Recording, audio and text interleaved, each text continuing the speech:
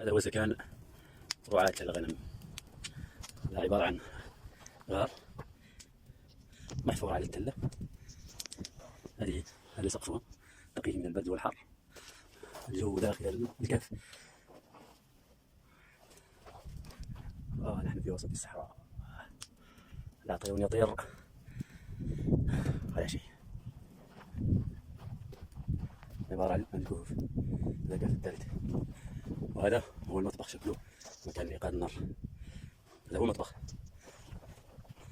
هذه صالات الخلفة، وهذا السور عبارة عن الحجر، وهذه البوابة التي تخرج منها الغنم أما تتجه شرقا أو غربا وجنوبا وشمالا.